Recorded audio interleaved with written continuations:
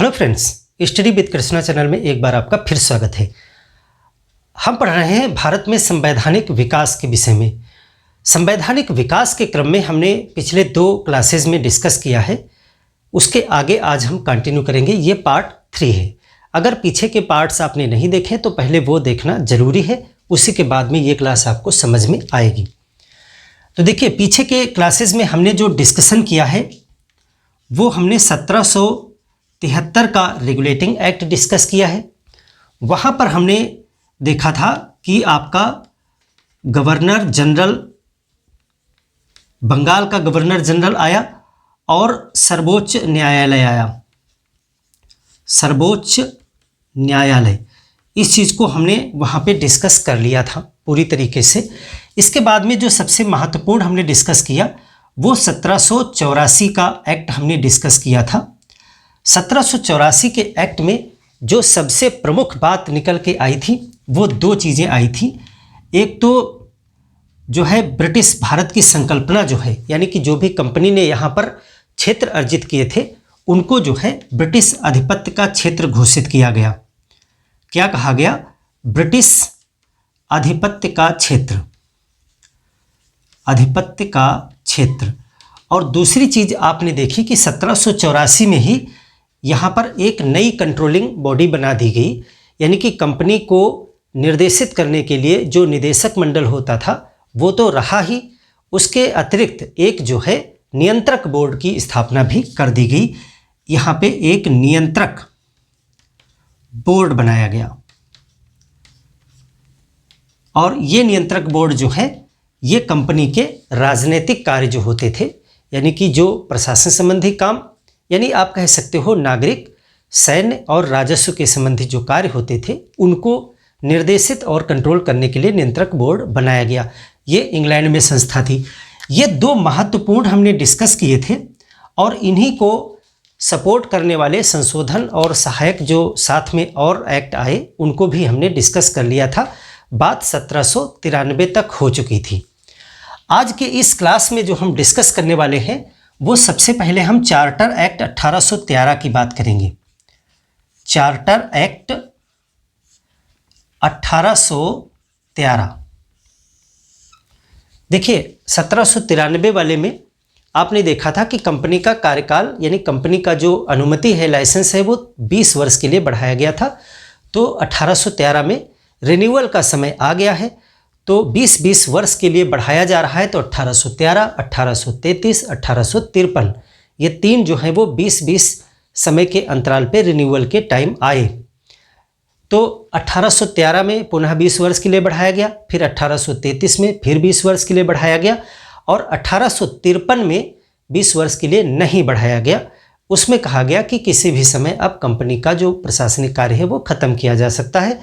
और फिर आपने देखा कि आगे 1858 में कंपनी को हटा दिया गया। तो यहाँ पर 1813 में रिन्यूअल का भी समय है। इस एक्ट के पीछे जो प्राविधान है उसके पीछे का बैकग्राउंड क्या है, क्यों इसमें ऐसे प्राविधान लाए गए थे, जो भी इसमें हम देखेंगे भी उनके पीछे का बैकग्राउंड क्या है इस एक्ट को लाने के पीछे, उसको पहले समझते हैं। तो आपको पता है कि यूरोप में ब्रिटेन और फ्रांस 2 ऐसे देश हैं जिनके बीच में अक्सर संघर्ष की स्थितियां बनी रहती थीं। उस दौरान में आपने देखा कि इन दोनों देशों से कंपनियां भारत में आई थी। कहाँ कहाँ से? ब्रिटेन की तो हम पूरी बात ही कर रहे हैं। ब्रिटेन की कंपनी, ईस्ट इंडिया कंपनी ने ही यहाँ पर शासन किया, तो ब्रिटेन की भी कंपनी थी और फ्रांस की भी कंपनी आई थी, उसके विषय में भी आपने पढ़ा है।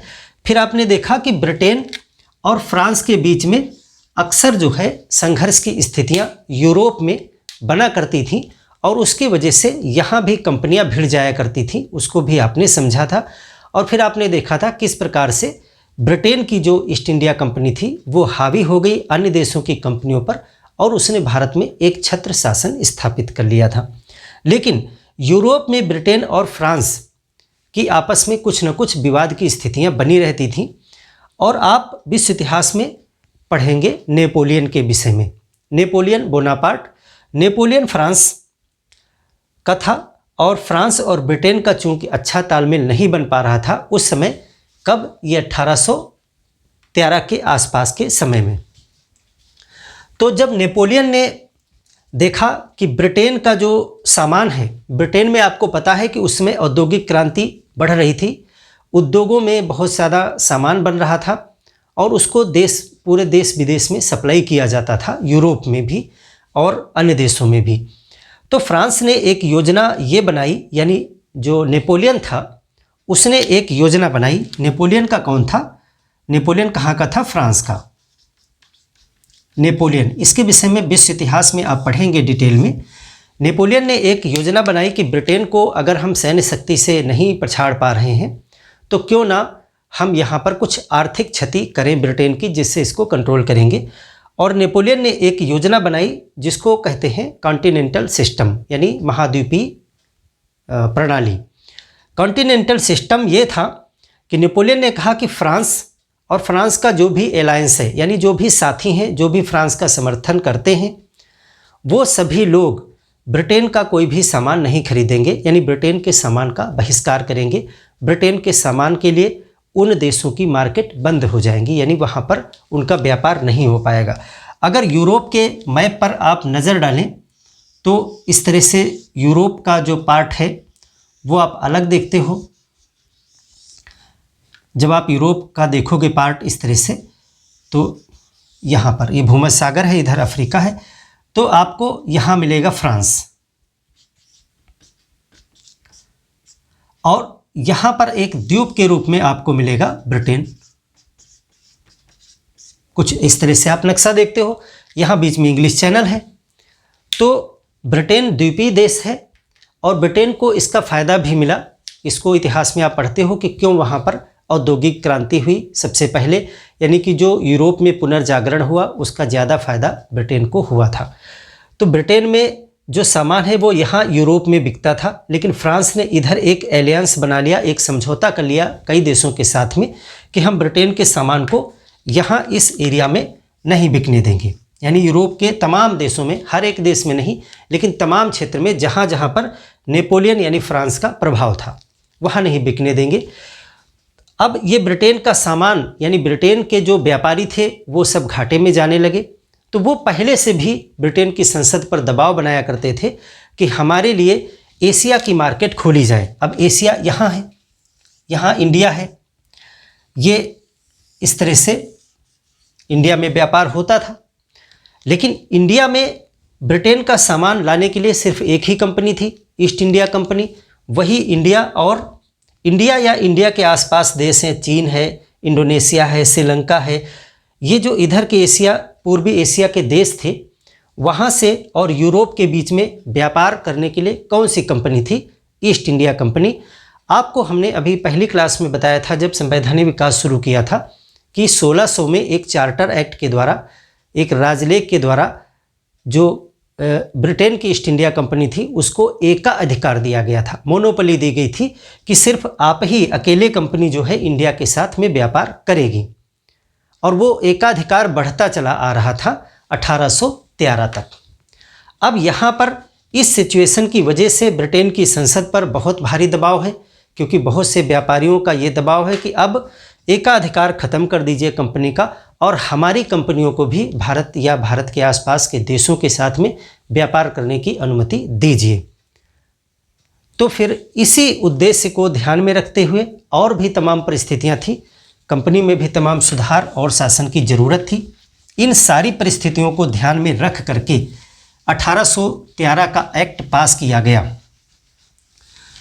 तो अगर सिचुएशन आप समझ गए तो आपको ये भी पता हो गया कि अब इस एक्ट में सबसे पहली चीज़ तो यही की जाएगी कि कंपनी का एकाधिकार समाप्त कर दिया जाए।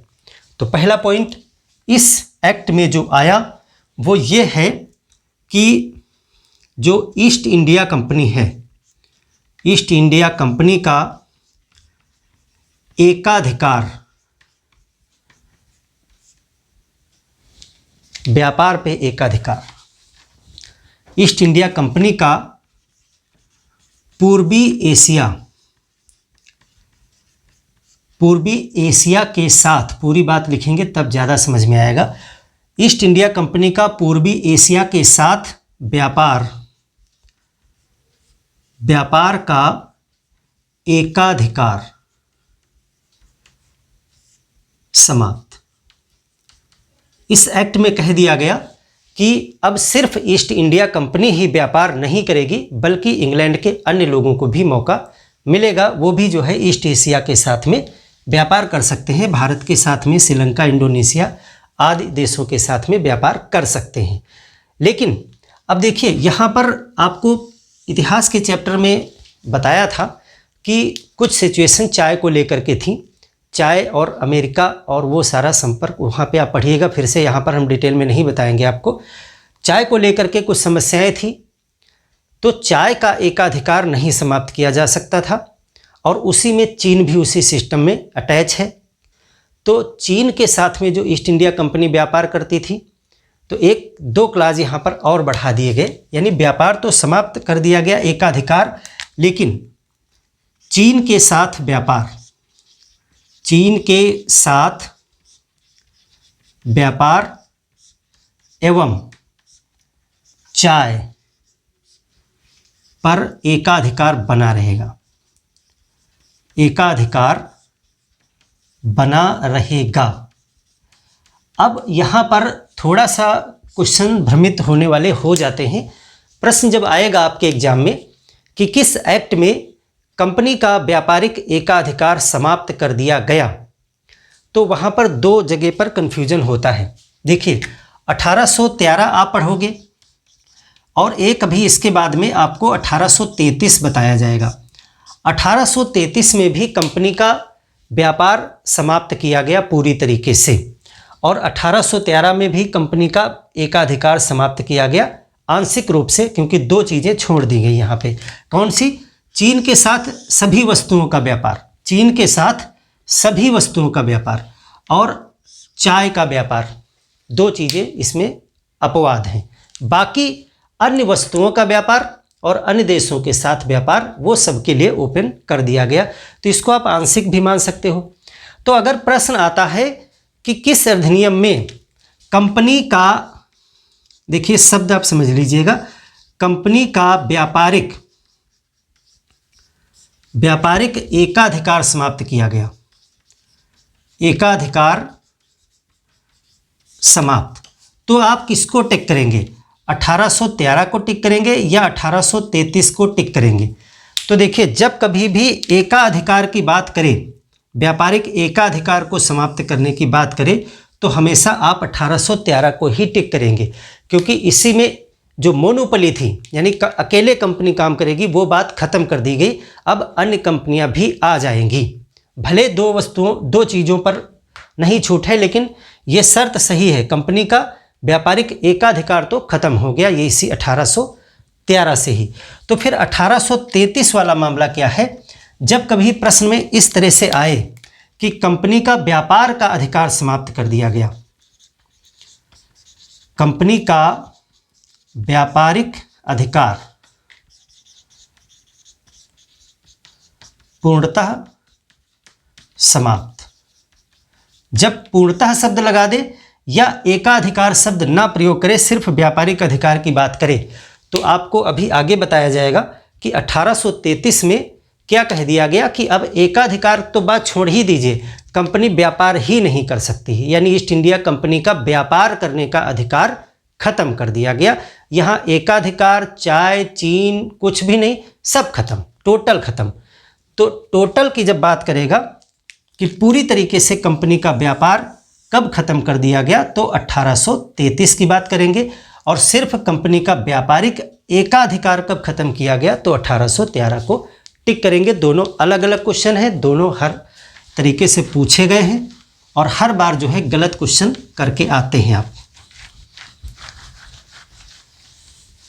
अब देखिए, तो एक चीज़ ये समझ में आ गई आपको, और ये चीज़ जो कॉन्सेप्ट है कि चाय के साथ क्यों नहीं ख़त्म किया गया था और चीन के साथ क्यों नहीं ख़त्म किया गया था, तो इसको आप हिस्ट्री के चैप्टर में पढ़ लीजिएगा, वहाँ पे बताया है आपको हमने।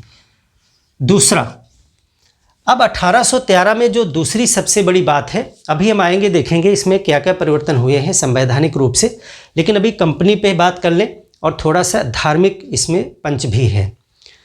इस एक्ट में ये कहा गया कि जो अब ईसाई मिशनरी हैं, यानी ईसाई धर्म को प्रचार प्रसार करने के जो मिशन में लगे होते हैं उनको ईसाई मिशनरी कहते हैं।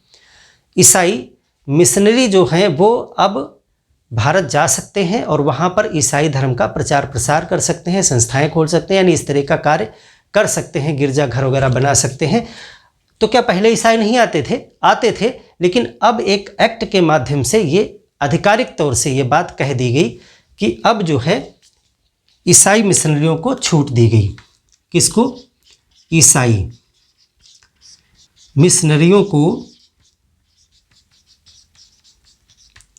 ईसाई मिशनरियों को भारत में धर्म प्रचार की छूट, भारत में धर्म प्रचार की छूट। तो इसके तहत जो है ईसाई धर्म के लोग जो है भारत में अपना ईसाई धर्म के प्रचार प्रसार के लिए अधिकृत हो गए इस 1813 के एक्ट के तहत। तो ये एक इम्पॉर्टेंट बिंदु है। इसके बाद ही कलकत्ता में एक गिरजाघर स्थापित किया गया आधिकारिक तौर से, और उसमें एक बिशप रखा गया और 3 पादरी रखे गए। बिशप जो हेड पादरी होता है वो होता है। तो ये जैसे किया गया, उसके बाद में कलकत्ता में एक क्या खोला गया? एक गिरजाघर, चर्च जिसको बोलते हो, गिरजाघर बनाया गया और वहाँ पे एक बिशप नियुक्त किया गया और वहाँ पे 3 पादरी नियुक्त किए गए। इस तरह से प्रारंभ हो गया भारत में ईसाई मिशन। ईसाई मिशनरी आ गए। यहाँ पे वो क्या करेंगे? धर्म का प्रचार करेंगे, अपनी शैक्षिक संस्थाएं खोलेंगे, ये सारे कार्य करेंगे। तो ये दूसरा सबसे महत्वपूर्ण पॉइंट है जो पूछा जाता है आपसे। इसके बाद में तीसरी बात को ये देखें कि अब तक कंपनी में काम करने वाले लोगों की संख्या की ज़रूरत पड़ रही है और वो चाहते हैं कि अब भारतीय भी हमारे जो है कुछ पढ़े लिखे हमको मिल जाए, जो हमारा काम कर सके, बाबू का काम कर सके, क्लर्क का काम कर सके। तो अब भारत के लोग अंग्रेजी और ये आधुनिक शिक्षा ज़्यादा नहीं जानते थे, तो इन्होंने कहा कि यहाँ पर जो है शिक्षा के लिए भी कुछ पैसा खर्च किया जाए ताकि इन्हीं में से हम कुछ लोगों को ट्रेंड करें, पढ़ा लिखा बनाएं और हम उनसे काम लें, क्योंकि इतने अंग्रेज वहाँ से लाना थोड़ा कठिन काम है। तो उन्होंने कहा कि 1 लाख रुपया प्रतिवर्ष वार्षिक शिक्षा पर खर्च किया जाएगा, शिक्षा पर खर्च किया जाएगा। जो भी भारत में राजस्व प्राप्त किया जा रहा है कंपनी के द्वारा, उसमें से 1 लाख रुपया वार्षिक हर वर्ष जो है वो शिक्षा पर खर्च किया जाएगा। और दूसरी चीज़ देखिए, शिक्षा पर 1 लाख रुपया बताया गया, लेकिन एक और प्रावधान किया गया था कि जो भारत का साहित्य है, भारतीय साहित्य है, उसके विकास के लिए भी फंड दिया जाएगा और भारत में विज्ञान को प्रोत्साहित करने के लिए भी फंड दिया जाएगा। लेकिन ये डिसाइड नहीं किया गया कितना और कैसे, लेकिन उसमें कहा गया कि भारतीय साहित्य जो है एवं विज्ञान के प्रसार पर, 2 चीज़ों के लिए, विज्ञान के प्रसार के लिए फंड यानी पैसे की व्यवस्था की जाएगी, फंड दिया जाएगा। ये भी प्रावधान किया गया। कितना फंड दिया जाएगा ये नहीं क्लियर किया गया था, वो निर्भर करेगा उनके अपने विवेक पर। यहाँ पे 1 लाख रुपया आपको स्पष्ट बताया गया। ये प्रश्न पूछा जाता है कितना पैसा और किस एक्ट के तहत किया गया था। तो ये 2-3 बातें आप यहाँ पर 1813 के एक्ट में देख रहे हैं। अब देखिए जो कुछ सिस्टमेटिक जो चीज़ें हुई, ये तो आप 4 चीज़ें नोट करिए। इसके बाद में कुछ महत्वपूर्ण चीज़ें हैं, ये आपके पीटी में सारे क्वेश्चन पूछे गए हैं और पूछे भी जाएंगे। अब देखिए यहाँ की व्यवस्था में जो चल रहा था, गवर्नर, उसकी परिषद और ये सब, इसमें क्या परिवर्तन हुए। तो आप पीछे पढ़ रहे थे कि भारत में क्या सिस्टम इस समय तक चल रहा है। भारत में यहाँ पर आ गया है गवर्नर जनरल और अन्य जगह पे गवर्नर हैं, और गवर्नर जनरल के ये दोनों जो ये प्रांतीय गवर्नर हैं ये अधीन हैं। शुरुआत से ही आप देख रहे हो कि 1773 के एक्ट से ही क्या किया जा रहा है, शक्तियाँ धीरे धीरे गवर्नर जनरल की तरफ ट्रांसफ़र की जा रही हैं। लेकिन अभी भी प्रांतीय गवर्नर जो हैं वो अपने क्षेत्र के लिए विधियां बनाते हैं, यानी पूरी तरीके से अधीन नहीं है, आंशिक रूप से अधीन है। और धीरे धीरे आपने देखा कि गवर्नर जनरल की पावर्स को बढ़ाया जा रहा है, यानी भारत में केंद्रीकरण बढ़ता जा रहा है। अभी कंप्लीट नहीं हुआ है, केंद्रीकरण जो है 1833 में जाकर के कंप्लीट होगा। इसीलिए आपसे क्वेश्चन बनेगा कि किस एक्ट में जाके भारत में पूरी तरीके से एक केंद्रीकृत व्यवस्था आ गई, तब 1833 वाला टिक करेंगे आप। लेकिन शुरुआत केंद्रीकृत व्यवस्था की कहाँ से हो गई थी? 1773 से ही। और हर बार आपने देखा कि थोड़ा थोड़ा इनकी पावर्स कम की जा रही हैं और यहाँ पावर बढ़ाई जा रही हैं। ये पीछे के एक्ट में आप देखते आ रहे होंगे। यहाँ पर फिर कुछ ऐसा ही किया गया कि इनकी पावर्स थोड़ा और कम हो जाएं। तो एक बात ये कही गई कि जो प्रांतीय गवर्नर हैं वो जो विधियां बनाते हैं, कानून बनाते हैं, वो कानून अब ब्रिटेन की संसद से अनुमोदित कराने होंगे। यानी उनको जब ब्रिटेन संसद यस कह देगी तभी वो लागू होंगे। तो इस प्रकार से क्या हो गया, इनकी शक्ति थोड़ा कम हो गई।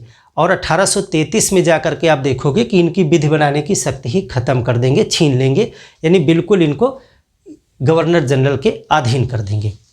तो यहाँ पर क्या प्रावधान किया गया? अगला, यहाँ पे जो प्रांतीय गवर्नर हैं, प्रांतीय गवर्नर जो विधि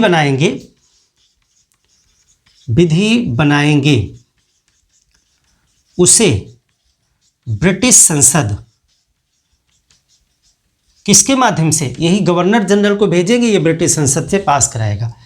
उसे ब्रिटिश संसद से अनुमोदित कराना होगा, अनुमोदित कराना होगा, ऐसा कहा गया। अब देखिए एक चीज़ यहाँ पर आप और अच्छे से समझ लीजिए, क्योंकि वो आगे अभी चीज़ आएगी।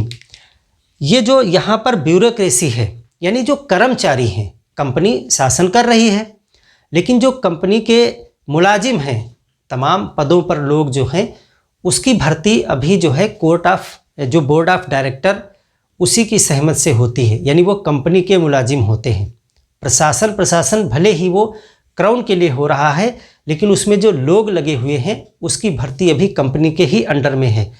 तो इस वजह से अभी कंपनी थोड़ा वर्चस्व में रहती है, क्योंकि जब आपके भर्ती किए हुए मुलाजिम होते हैं तो वो आपके प्रति वफादार होते हैं। तो इसको जो है ब्रिटिश क्राउन कैसे तोड़ेगा, वो अगले एक्ट में अभी आप देखोगे। 1833 से प्रयास शुरू किया जाएगा और 1853 में जाकर के उसको उस समस्या से निपटेगा ब्रिटेन। क्योंकि अभी देखिए ब्रिटिश संसद कई तरीके से उपाय कर रहा है कि हमको और ज़्यादा कंट्रोल मिले, और ज़्यादा कंट्रोल मिले, लेकिन उसको उतनी सफलता नहीं मिल पा रही है, क्योंकि वो गवर्नर जनरल पे कंट्रोल तो कर रहे हैं, गवर्नर जनरल इन पे कंट्रोल कर रहा है, लेकिन जो पूरी सहायक प्रणाली है, यानी यहाँ पर बहुत से जो कर्मचारी बैठे हुए हैं, उनकी भर्ती जो है वो कंपनी के द्वारा ही की जाती है, कंपनी के द्वारा ही की जाती है। तो वो किसके प्रति वफादार हैं? वो ब्रिटेन की संसद के प्रति वफादार नहीं है, वो कंपनी के प्रति वफादार हैं। तो इस चीज़ को तोड़ना चाहता है ब्रिटेन संसद कि किसी तरीके से ये भर्तियां भी हमारे अधीन आ जाएं, या फिर इस पर कंपनी का जो प्रभाव है वो ख़त्म हो जाए, खुली प्रतियोगिता हो जाए, परीक्षा हो जाए, उसके माध्यम से आ जाए। और भारत में भी ऐसी मांगे उठती रहती हैं, तो उसका सलूशन करने की कोशिश वो करना चाहते हैं, उनके भी फायदे के लिए है। तो यहाँ पर देखिए क्या किया इन्होंने, प्रांतीय गवर्नर जो विधि बनाएंगे उसे ब्रिटिश संसद से अनुमोदित कराना होगा, एक ये प्रावधान किया। और दूसरा जो है, ये जो पद हैं गवर्नर जनरल, गवर्नर, ये सभी जो पदों पे जो लोग आते हैं, यहाँ पे कौन लोग आएंगे इसकी भी अनुमति अब ब्रिटेन की सरकार से लेनी होगी, यानी सम्राट से लेनी होगी। यानी सम्राट का हस्तक्षेप अब इनकी भर्ती में भी हो जाएगा। धीरे धीरे से वो सारे सिस्टम पे अपना प्रभाव बनाना चाहते हैं, कंपनी के प्रभाव को कम करना चाहते हैं। तो एक चीज़ यहाँ पे क्या कहा गया कि जो है सम्राट की अनुमति से ही गवर्नर जनरल और प्रांतीय गवर्नर प्रांतीय गवर्नर। अभी देखिए, अभी तक जो ये गवर्नर जनरल शब्द प्रयोग किया जा रहा है वो बंगाल का ही गवर्नर जनरल है, बंगाल का गवर्नर जनरल। अभी ये भारत का गवर्नर जनरल नहीं है। ये जो गवर्नर जनरल है या प्रांतीय गवर्नर है तथा सेना प्रमुख या सेना का प्रधान, सेना का जो प्रधान होता है कमांडर इन चीफ, प्रधान की नियुक्ति की जाएगी। यानी कि अब कंपनी जो है जिसे चाहे उसे गवर्नर जनरल नहीं बना के भेज सकती है, जिसे चाहे उसे सेना का मुखिया नहीं बना सकती है। 3 पदों पर देखिए, गवर्नर जनरल का पद जो सबसे महत्वपूर्ण है, उसके बाद प्रांतीय गवर्नर, और सेना किसके अंडर में काम कर रही, सेना का प्रधान। तो आपको हमने बताया था कि 1793 वाले एक्ट में, उसके पहले आपको बताया था 1786 में, 1786 वाले एक्ट में हमने बताया था जब कॉर्नवालिस आया था तो उसने एक प्रावधान ये करवा लिया था कि जो गवर्नर जनरल होगा वही सेना का प्रधान होगा। उसके बाद ये प्रावधान जो है समाप्त कर दिया गया था 1793 में। एक पीछे पॉइंट शायद छूट गया कि 1793 में ये प्रावधान समाप्त कर दिया गया कि सेना का जो प्रमुख होगा वो गवर्नर जनरल की परिषद में होगा, अपने आप ऐसा कुछ भी नहीं नियम रहेगा। तो 1793 में वो सिस्टम खत्म हो गया था।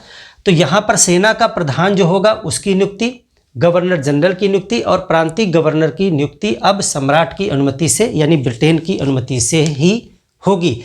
इन सब चीज़ों का निष्कर्ष ये निकल के आ रहा है, इन सभी चीज़ों का निष्कर्ष ये निकल के आ रहा है कि धीरे धीरे ब्रिटेन की पावर भारत पर, भारत के शासन और प्रशासन पर ब्रिटेन की संसद का नियंत्रण बढ़ रहा है। क्योंकि देखिए, अब जो विधियां प्रांत बनाएंगे वो भी ब्रिटेन के संसद से पास होकर के आएगी और जो महत्वपूर्ण पद हैं वो भी ब्रिटेन से ही पास होंगे, यानी उनकी अनुमति से ही जो व्यक्ति आएगा वो बनेगा।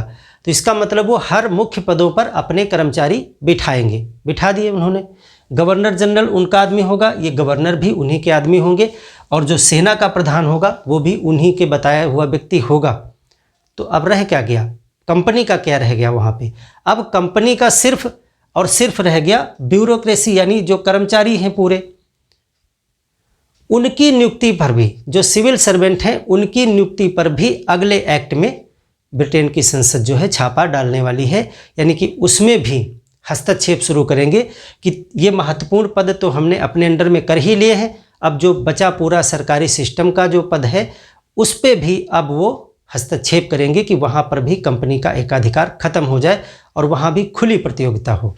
हालांकि 1833 में ये सफल नहीं हो पाएगा, लेकिन 1853 में जाकर के खुली प्रतियोगिता शुरू हो जाएगी और आगे आप देखोगे किस प्रकार से ये चीज़ें बढ़ेंगी। तो 1813 को 3-4 चीज़ों के लिए आपको याद रखना है। एक तो कंपनी की मोनोपोली यानी एक का अधिकार समाप्त कर दिया गया। 2 चीज़ों को छोड़ करके चाय का व्यापार वो कर सकती है और चीन के साथ में सभी वस्तुओं का व्यापार वो करेगी, अन्य कंपनी नहीं करेगी। तो बाकी चीज़ों का कंपनी व्यापार करे या ना करे उसकी मर्जी है, अन्य कंपनियां भी करेंगी। दूसरी चीज़ हमने बताई कि जो ईसाई मिशनरी होते हैं वो भी भारत में आकर के अपना धर्म प्रचार करेंगे। 1 लाख रुपया हर साल शिक्षा पर खर्च किया जाएगा। ये 1 लाख रुपया ब्रिटेन से नहीं आएगा, ये 1 लाख रुपया भारत के ही खजाने से खर्च किया जाएगा अनिवार्य रूप से शिक्षा पर इसलिए खर्च करना चाहते हैं क्योंकि वो भारतीयों से ही काम लेना चाहते हैं प्रशासन में, यानी भारतीयों को वो क्लर्क बनाना चाहते हैं। आगे आप मैकाले की जब शिक्षा नीति वगैरह पढ़ेंगे तो उसमें और डिटेल में हम आपको ये जो सिद्धांत है उसका वो समझाएंगे। तो ये 1 लाख रुपया। दूसरा कहा गया कि भारतीय साहित्य और भारतीय विज्ञान के प्रसार के लिए भी फंड दिया जाएगा। और बाकी ये 2 प्राविधान इम्पोर्टेंट हैं, ये जो है आप ज़रूर याद रखेंगे। तो 1813 में ये चीज़ें आपने देख ली। अब यहाँ पर आपको ये समझना है कि 1813 तक आते आते सिचुएशन जो है ये बन चुकी है कि उन्होंने गवर्नर जनरल को बहुत शक्तिशाली बना लिया है। गवर्नर जनरल को शक्तिशाली बना लिया है, एक पॉइंट। दूसरा पॉइंट यह है कि उन्होंने गवर्नर जनरल, प्रांतीय गवर्नर और सेना का प्रमुख इन महत्वपूर्ण पदों को, इनकी नियुक्ति में पूरा अपना एक वर्चस्व कायम कर लिया है। इस प्रकार से भारत के शासन और प्रशासन पर ब्रिटेन की संसद का एक प्रभुत्व कायम हो गया है। ये चीज़ आप मानते हैं, यहाँ तक क्लियर है। अब बची जो अन्य कर्मचारी हैं, सिविल सर्वेंट हैं, उन पर भी प्रभुत्व जमाना है, तो 1833 में उसको भी कर लेंगे, यानी सारा सिस्टम इनके अंडर में आ जाएगा। और जैसे ही सारा सिस्टम इनके अंडर में आएगा, ये पूरे भारत को केंद्रीकृत कर देंगे, यानी एक ही व्यक्ति और उसकी परिषद कंट्रोल करने लगेगी और सीधे समझिए कंपनी को ये बिल्कुल किनारे कर देंगे, इनका कंपनी का व्यापार ही खत्म कर देंगे। तो 1833 का जो है एक्ट समझिए आप। 1813 का जो चार्टर एक्ट है उसमें एक चीज़ और है। 1813 के चार्टर एक्ट में जो है स्थानीय जो स्वायत्त संस्थाएं थी उनको भी कर लगाने का अधिकार दे दिया गया था। ये भी एक इम्पॉर्टेंट पॉइंट है, क्योंकि ये आज भी आप देखते हो भारत में ये सब जो है व्यवस्था है। स्थानीय, एक पॉइंट ये इम्पॉर्टेंट नोट करेंगे लास्ट में, स्थानीय निकाय को कर लगाने का अधिकार, कर लगाने का अधिकार। जैसे आज आप देखते हो ना कि आपके ऊपर हाउस टैक्स, जल का कर जो है इस तरह का कर लगाती हैं ना, जैसे नगर पालिका और ग्राम पंचायतें या ये सब हैं, जो स्थानीय जो है निकाय हैं वो भी टैक्स लगा सकते हैं। ऐसी परमिशन 1813 में ही दे दी गई थी। जैसे आप लिख सकते हो, जैसे सफाई कर आप जैसे कि चौकीदारी कर आप देखते नहीं है कि आप जहाँ रहते हो तो वहाँ का जो निकाय है, जैसे कि आप जो है म्यूनिसिपैलिटी में रहते हो या किसी नगर पंचायत में रहते हो या नगर परिषद में रहते हो या नगर पालिका में रहते हो, तो वहाँ पर जो है ये जो प्रशासनिक बॉडी होती हैं ये क्या करती हैं, ये आपके ऊपर टैक्स लगाती हैं। जैसे हाउस टैक्स, जैसे कि सफाई के लिए कर, जैसे चौकीदारी के लिए कर, जैसे कि जल के लिए कर, इत्यादि बहुत से प्रकार के टैक्स हो सकते हैं क्षेत्रीय, उनको लगाने का अधिकार भी जो है 1813 के चार्टर एक्ट से किया गया था। तो ये भी प्रावधान आप याद रखेंगे। इसके बाद हम पढ़ेंगे 1833 का चार्टर एक्ट। तो चलिए उस पर बात करते हैं। बहुत महत्वपूर्ण एक्ट है चार्टर एक्ट 1833। देखिए 1833 तक आते आते अब इनको ये लगा, फिर 20 वर्ष के रिन्यूअल कर दिया इन्होंने। वो बात बार बार लिखने की ज़रूरत नहीं है। 1833 से 1853 के लिए कंपनी का लाइसेंस बढ़ा दिया गया कि अभी आप यहाँ काम करोगे। लेकिन अब की बार जब लाइसेंस बढ़ाया गया तो उसमें ये कहा गया कि अब जो है कंपनी को व्यापार करने की ज़रूरत नहीं है, क्योंकि भारत में प्रशासनिक काम, शासन का काम यानी राजनीति का काम बहुत बढ़ गया है, बहुत ज़्यादा बढ़ गया है। इस वजह से कई परिवर्तन आपको यहाँ पर देखने मिलेंगे और इसको समझने के लिए आपको बहुत ध्यान से इन सारी चीज़ों को समझना है ताकि आपको रटना ना पड़े और क्वेश्चन किसी भी तरीके से आया आप उसे समझ सकें। देखिए अभी तक सिचुएशन क्या है, यहाँ पे आपका गवर्नर जनरल है बंगाल में और बाकी प्रेसिडेंसीज में इनके गवर्नर हैं और इनकी बनाई विधियाँ, जो गवर्नर की बनाई विधियाँ हैं वो जाती हैं ब्रिटेन की संसद, वहाँ पर पारित होती हैं, उसके बाद ही ये अप्लाई होती हैं।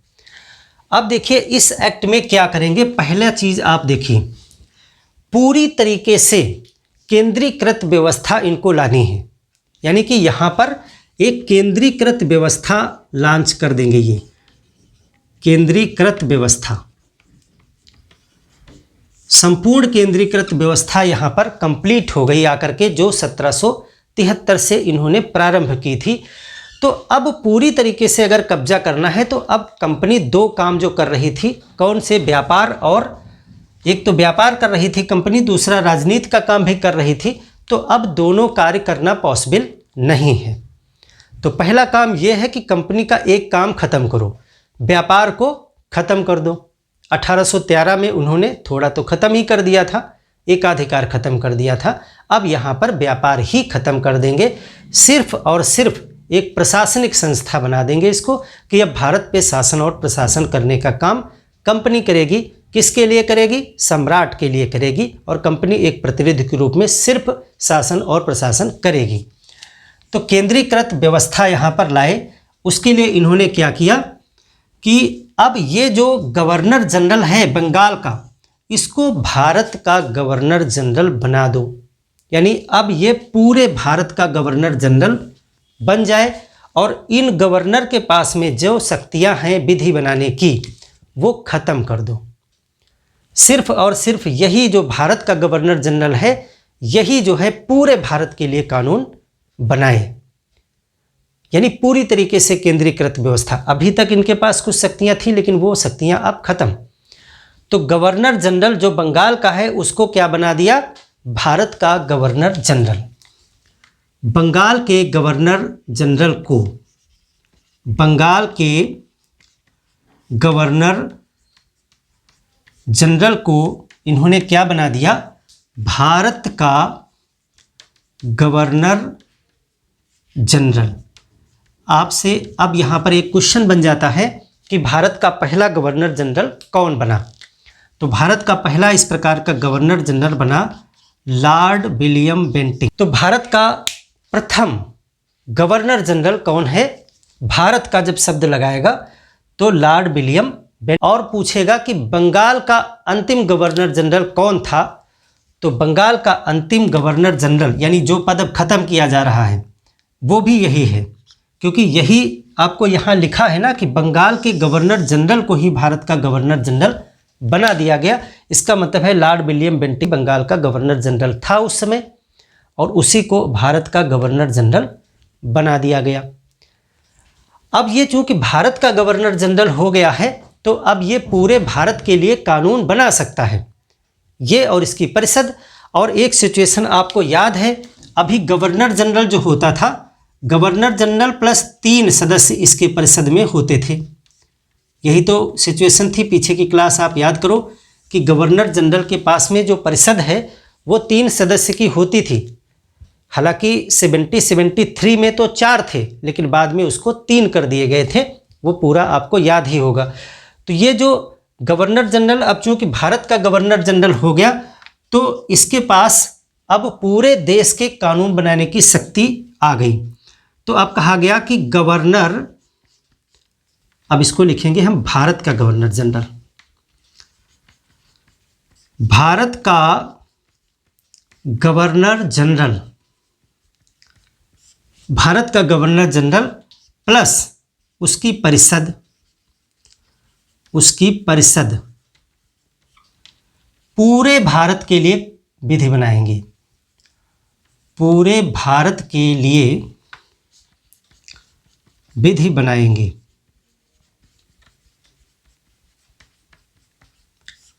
पूरे भारत के लिए विधि बनाएंगे, इसका मतलब है कि अन्य गवर्नर जनरल विधि अब बनाएंगे या नहीं बनाएंगे? नहीं बनाएंगे। अगर एक फेडरल सिस्टम देखते हो तो केंद्र भी बनाता है और प्रांत भी बनाता है नियम, जो वर्तमान में आप देखते हो। लेकिन यहाँ पे क्या किया गया? पूरी तरीके से एकात्मक रूप दे दिया गया, यानी कि प्रांतीय गवर्नर जनरल की विधि बनाने की शक्ति को खत्म कर दिया गया। यहीं पे आप लिख देंगे कि प्रांतीय गवर्नर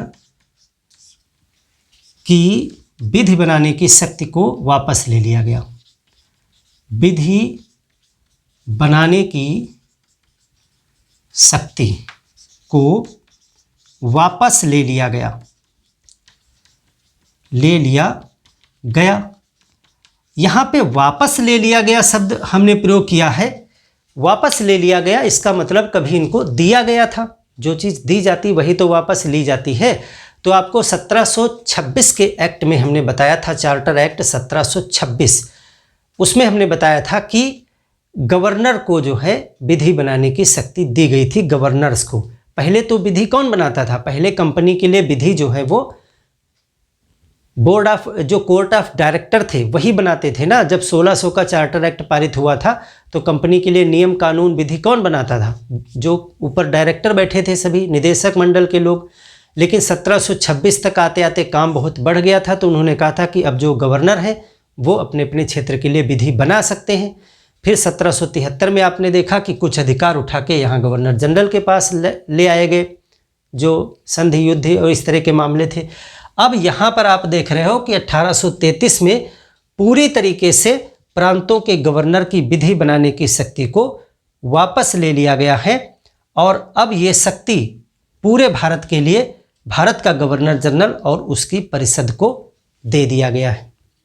एक चीज़ को आपने समझा। अब इसी से रिलेट करते हुए एक चीज़ और समझिए कि अगर यहाँ पर जो अब भारत का गवर्नर जनरल आ गया है, उसको पूरे भारत के लिए विधि बनानी है, इसलिए काम बढ़ गया है, तो फिर अब यहाँ पर एक विधि सदस्य की ज़रूरत है, क्योंकि विधि का ज्ञान होना जरूरी है। तो यहाँ पर जो गवर्नर जनरल की हमने बताई कि जो 3 सदस्य की परिषद थी उसको 4 कर दिया गया, इसमें एक सदस्य बढ़ाया गया जो विधि सदस्य होगा। तो यहाँ पर जो भारत का गवर्नर जनरल है, भारत के गवर्नर जनरल की परिषद में, इसकी जो परिषद है, परिषद में 3 की जगह अब 4 सदस्य होंगे। 4 सदस्य होंगे। देखो, आपको रटना पड़ेगा ही नहीं, जैसे जैसे काम बढ़ रहा है वैसे वैसे सदस्य बढ़ेंगे। तो अब काम बढ़ गया तो एक सदस्य भी बढ़ा दिया गया, 3 से कितना कर दिया गया, 3 से 4 कर दिया गया। और चूंकि विधि बनाने का काम है, ज़्यादा बड़ा काम आ गया, इसीलिए चौथा सदस्य जो लाया जाएगा वो कहा गया कि चौथा सदस्य जो है वो विधि सदस्य होगा, यानी कानून का जानकार व्यक्ति होगा। तो जो 4th सदस्य होगा, सदस्य विधि यानी लॉ मेंबर होगा, विधि सदस्य होगा, सदस्य होगा। और ऐसे पहले सदस्य जो हैं वो लॉर्ड मैकाले लाए गए। लॉर्ड मैकाले प्रथम विधि सदस्य बने, प्रथम विधि सदस्य बने, यानी कि जो चौथा मेंबर आया इस बार वो एक विधि सदस्य आया और वो विधि सदस्य का नाम था लॉर्ड मैकाले। इसके नाम को इसलिए हमने बताया था क्योंकि इसका अभी आगे कई जगह पर काम है और नाम आपसे पूछा जाता है कि पहला विधि सदस्य कौन आया भारत में, वो आया लॉर्ड मैकाले। तो 3 की जगह हो गए 4। लेकिन ये जो विधि सदस्य है ये पूर्ण सदस्य नहीं बनाया गया। पूर्ण सदस्य का मतलब ये है कि गवर्नर जनरल की जो परिषद है, देखिए इस चीज़ को समझते चलें, पॉलिटी आपको समझना है तो काफ़ी चीज़ों को आपको रटना नहीं है, समझना है। जैसे कि जो अब गवर्नर जनरल ही शब्द प्रयोग करेंगे, भारत का गवर्नर जनरल समझिए इसे आप, गवर्नर जनरल प्लस परिषद, यही है। अभी तक भारत की सरकार इतनी ही सरकार है और उसमें कुछ नहीं है। गवर्नर जनरल, परिषद, यही लोग तो हैं, सर्वे सर्वा है, यही मेन सरकार है। तो गवर्नर जनरल जो परिषद है ये सब काम करती है, यही कार्यपालिका है, यही कार्यपालिका है और यही विधायिका भी है, यही विधायिका है। अभी इनके कार्य पृथक नहीं है। यही जो गवर्नर जनरल है और उसकी परिषद है, यही कार्यकारिणी सदस्य भी हैं और यही विधायी सदस्य भी हैं, यही विधि भी बनाते हैं और यही उस विधि को लागू भी करते हैं, यानी विधायिका और कार्यपालिका दोनों काम यही करते हैं। अब ये जो चौथा मेंबर आया है इसके विषय में कहा गया कि ये पूर्ण सदस्य नहीं होगा। देखिए 2 बातें हो गई। तीसरी जो है, ये जो विधि सदस्य हैं, विधि सदस्य ये पूर्ण सदस्य नहीं है, पूर्ण सदस्य नहीं। इसका मतलब क्या है? इसका मतलब यह है कि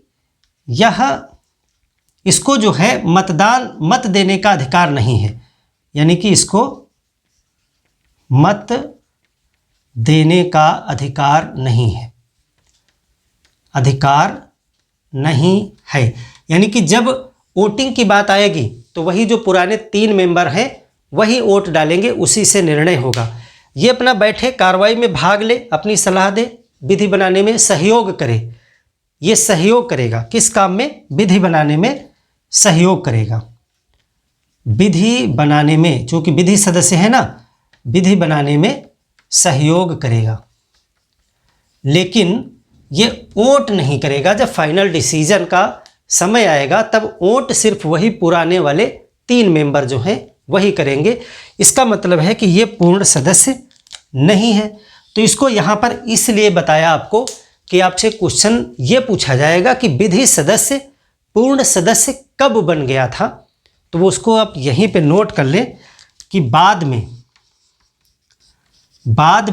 1853 में पूर्ण सदस्य बना था, पूर्ण सदस्य बन गया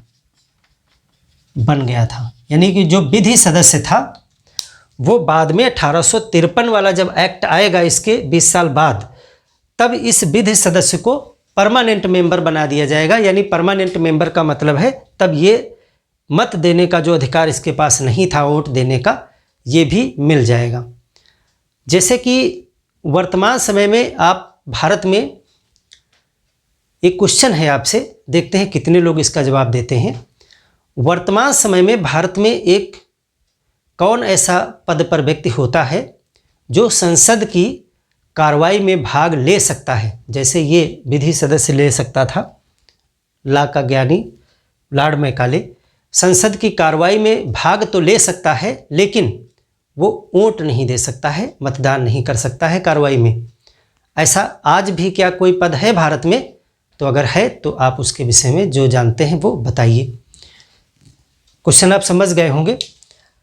तो इसको बाद में पूर्ण सदस्य बना दिया गया था। तो अब यहाँ पर देखिए, गवर्नर जनरल और उसकी परिषद, यही जो है कार्यपालिका थे और यही विधायिका थे। ये भी हमने इसलिए बताया क्योंकि आगे चल करके ये दोनों कार्य पृथक पृथक किए जाएंगे। तो ये आपने 3-4 पॉइंट आपने पढ़े जो केंद्रीकृत व्यवस्था का सिस्टम बना। अब इतनी व्यवस्था चलाने के लिए, अच्छा हाँ, एक चीज़ और पहले आप देख लें कि अब इन्होंने कहा कि ये जो पूरे भारत के लिए बनाएंगे विधि, जो विधि बनाएंगे उसको जो है अधिनियम कहा जाएगा। अगला पॉइंट लिख लीजिए कि गवर्नर जनरल प्लस परिषद की बनाई विधि अब अधिनियम कही जाएगी। यानी जो अधिनियम ब्रिटेन की संसद से पारित होकर के आते थे उस तरह के अधिनियम अब भारत में ही बनने लगेंगे। यानी भारत का गवर्नर जनरल और उसकी परिषद मिलकर के जो विधि बनाएगी उसको पहले विनियम कहते थे, उसको अब अधिनियम कहा जाएगा। तो आप देखोगे बाद में यहीं पर अधिनियम बनना शुरू हो जाएंगे, कई अधिनियम बनाएंगे यहाँ पर। तो अधिनियम कहा जाएगा। तो पहले क्या कहते थे जो ये बनाते थे? पहले इसको विनियम कहते थे। ये भी एक क्वेश्चन आपसे पूछा जा सकता है। तो इतना ये केंद्रीकृत व्यवस्था के विषय में हो गया। अब देखिए कि अब काम चूंकि बढ़ गया कंपनी के पास में है, तो ये सब कंपनी के ही स्तर पे काम हो रहा है। अभी ब्रिटेन की संसद सीधे तो यहाँ शासन कर नहीं रही, कंपनी के माध्यम से ही कर रही है। तो उसमें देखा ये जा रहा था कि चूंकि कंपनी अपने व्यापार को लेकर के काफ़ी तनाव की स्थिति हो जाती थी, राजनीति भी करनी है, व्यापार भी करना है, तो वो व्यापार वाला कार्य जो है वो कंपनी का पूरी तरीके से खत्म कर दिया गया। ये अगला पॉइंट बनेगा आपका। कंपनी का व्यापार करने का अधिकार पूर्णतः समाप्त कर दिया। कंपनी को व्यापार करने का एकाधिकार कब मिला था? कंपनी को व्यापार करने का अधिकार जो है 1600 में मिला था, 1600 के चार्टर एक्ट में यहाँ पे मिला था एकाधिकार मिला था। फिर इसको रिन्यूअल करते रहते थे, वो चलता रहा था। उसके बाद में इससे संबंधित जो एक्ट आया 1813 में क्या किया गया? एकाधिकार समाप्त कर दिया। यानी अन्य कंपनियां भी अब आएंगी और यहाँ पर व्यापार करेंगी। और उसके बाद 1833 में व्यापार का अधिकार समाप्त कर दिया, अधिकार पूर्णतः समाप्त। अब यहाँ पे क्वेश्चन आपका बन जाता है, देखिए कंपनी ने कितने वर्षों तक व्यापार किया है, कितने वर्षों तक कंपनी ने व्यापार यहाँ पर किया। कंपनी 1600 से व्यापार कर रही थी भारत के साथ में कंपनी के रूप में, और 1833 तक उसने व्यापार किया है। यहाँ पर आप ये भ्रमित न हो जाइएगा कि कंपनी का एकाधिकार समाप्त कर दिया, तो क्या कंपनी सिर्फ चाय का ही व्यापार कर रही थी? नहीं, कंपनी सारे व्यापार कर रही थी, अन्य कंपनियां भी आ गई थीं, ये कहने का मतलब है। तो 1600 से 1833 तक उसने व्यापार किया है, 200 वर्षों से अधिक। तो कंपनी का व्यापार का एकाधिकार पूरी तरीके से जब खत्म कर दिया गया, तो अब कंपनी को एक पूर्णतः जो है प्रशासनिक इकाई बना दिया गया। कंपनी को क्या बना दिया गया? कंपनी को पूर्णतः एक प्रशासनिक इकाई बना दिया गया। अब एक पीछे हमने अभी चर्चा की थी कि गवर्नर जनरल, अन्य गवर्नर और प्रधान सेनापति, ये सब तो उन्होंने अपने अंडर में कर लिया है कि उनकी नियुक्ति वही करेंगे, लेकिन अब भी जो मुलाजिम हैं, जो ब्यूरोक्रेसी है, सिविल सर्वेंट हैं, उनकी नियुक्ति के लिए कोई एग्ज़ाम तो यहाँ होता नहीं है। तो एग्ज़ाम नहीं होता है, उनकी नियुक्ति होती है, और नियुक्ति में कंपनी का ही मेन रोल है, वही नियुक्त करते हैं। तो उस पर अभी ब्रिटेन की संसद का कोई नियंत्रण नहीं है, तो वो चाहते हैं कि कंपनी का इस पर से भी नियंत्रण खत्म हो जाए। तो 1833 के एक्ट में इन्होंने कहा कि कंपनी जो है वो इन मुलाजिम या सिविल सेवकों की भर्ती में जाति, लिंग, जन्मस्थान, रंग आदि के आधार पर भेदभाव नहीं करेगी। ऐसा प्राविधान आज भी हमारे संविधान में एक है, आपको मिलेगा। कमेंट करके बताइए कि इससे मिलता जुलता प्रावधान किस आर्टिकल के तहत किया गया है कि सरकार जो है लोक नियोजन में यानी सरकारी नौकरी देने में जाति, लिंग, धर्म, जन्मस्थान आदि के साथ में कोई विभेद नहीं करेगी। तो इसी तरीके का एक कहा गया इसमें कि कंपनी नहीं करेगी। वो क्या चाहते थे? वो ये चाहते थे कि कंपनी अब खुली प्रतियोगिता करवाए, वो किसी को मनोनीत किसी को भी ना कर दे। इसमें वो अपना हित ढूंढ रहे हैं कि इस तरह से हम ऐसे लोगों को यहाँ पर लाएंगे जो अब हमारे कहने से चलेंगे, और जिनको कंपनी भर्ती करती है वो कंपनी के कहने से चलते हैं। तो अब यहाँ कर्मचारियों में भी जो है अपना वर्चस्व हम बनाएंगे। तो इसमें क्या अगला प्रावधान किया गया? अभी और महत्वपूर्ण टॉपिक है, उन पे भी बात करेंगे। तो यहाँ पर जो है आप कह सकते हो कि सिविल सेवा में खुली भर्ती यानी कि जाति, लिंग, जन्मस्थान, रंग के आधार पर भेदभाव ना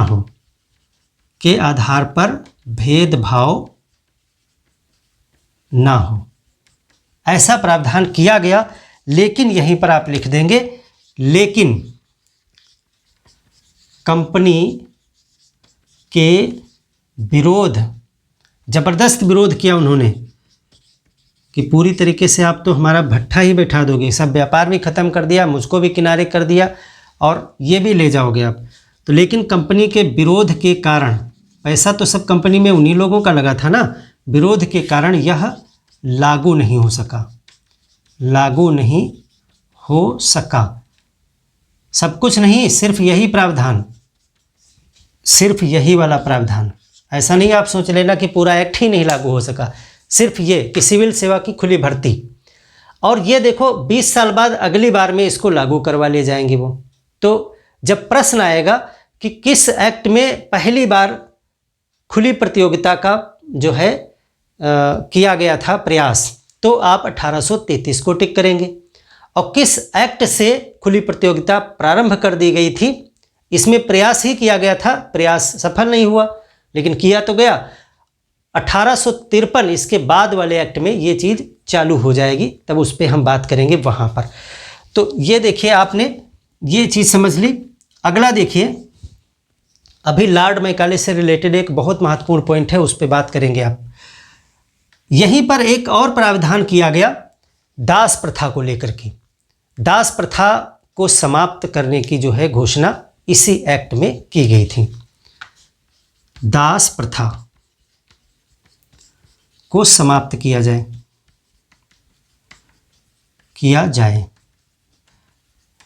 अब ये किया गया था 1833 के एक्ट में।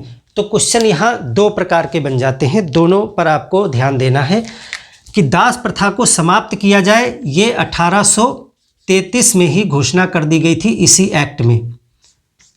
लेकिन ये चीज़ 1833 में लागू नहीं हो पाई थी, इसमें समय लगा 10 वर्षों का। और 1843 में नियम 5 के द्वारा जब लॉर्ड एलन बरो, यहाँ का भारत का गवर्नर जनरल उसमें होगा, वो जो है ख़त्म करेगा। 1843 में कौन? लॉर्ड एलन बरो ने समाप्त किया। तो ये दोनों क्वेश्चन आपसे आ जाते हैं कि दास प्रथा को किस भारत के गवर्नर जनरल ने ख़त्म किया? लॉर्ड एलन बरो ने। कब ख़त्म किया? 1843 में। और जब आपसे एक्ट का नाम पूछ लेगा कि किस एक्ट में यह प्रावधान किया गया था या किस वर्ष प्रावधान किया गया था, तब 1833 का चार्टर एक्ट और 1833 को आप टिक करोगे।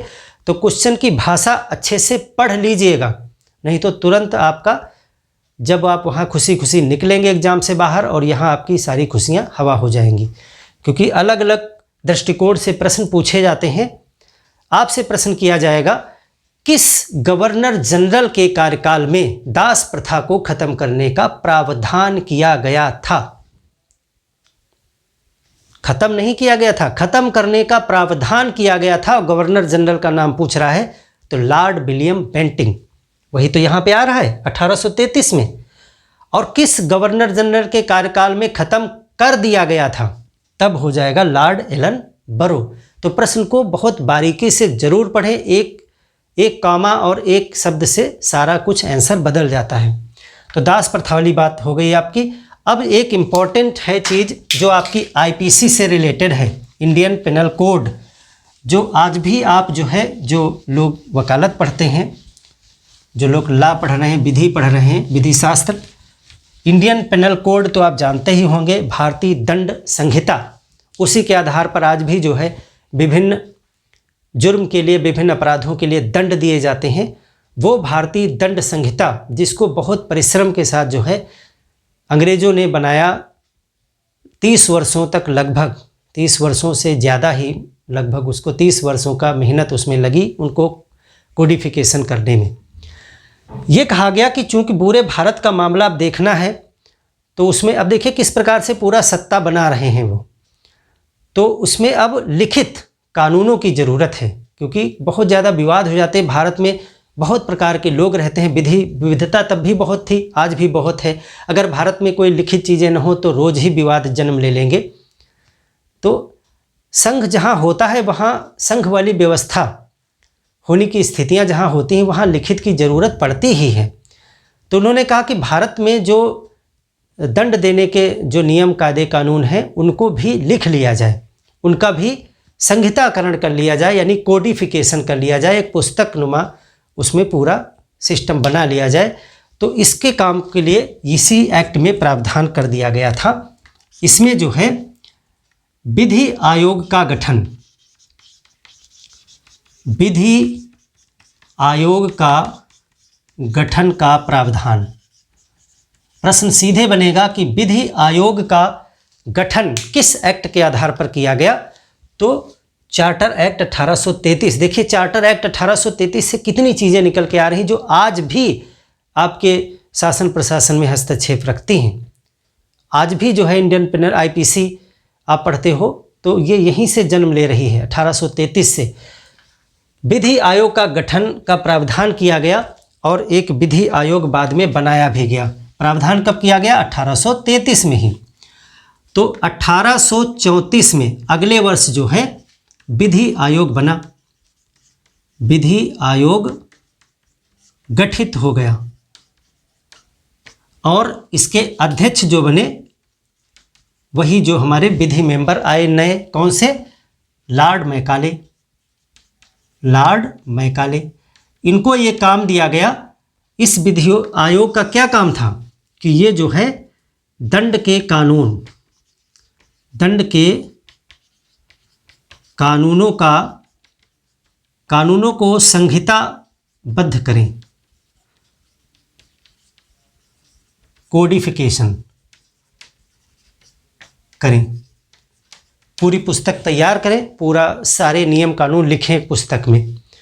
तो ये काम इनको दिया गया और ये लॉर्ड मैकाले इसमें जुट गए 1834 से। फिर विधि लॉर्ड मैकाले के बाद और विधि आयोग बने, विधि आयोग बनते रहे और 1860-61 के आसपास जा कर के ये काम पूरा हुआ जा कर के। तो आप हमें कमेंट करके बताइए कि जो आईपीसी है वो किस वर्ष जो है तैयार हो गया था, 1860 या 1861 है, आप कन्फर्म बताएं। भारतीय दंड संहिता, यही इसी का निर्माण होकर के कौन सा बना?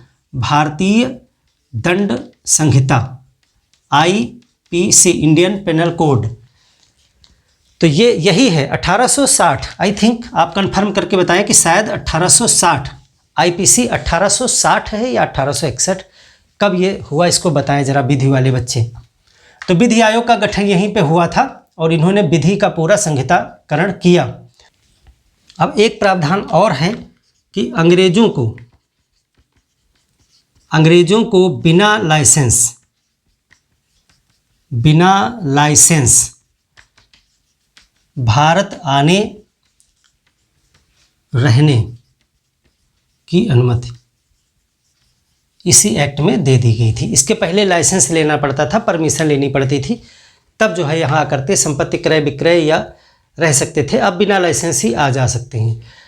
तो ये 1833 का एक चार्टर एक्ट है। 1813 और 1833 बहुत इम्पोर्टेंट है, तो इसको आपने इस क्लास में पढ़ लिया है। इसके बाद हम 1853 और उसके आगे का नेक्स्ट क्लास में डिस्कशन करेंगे। इसको आप बहुत कायदे से तैयार कर लीजिएगा।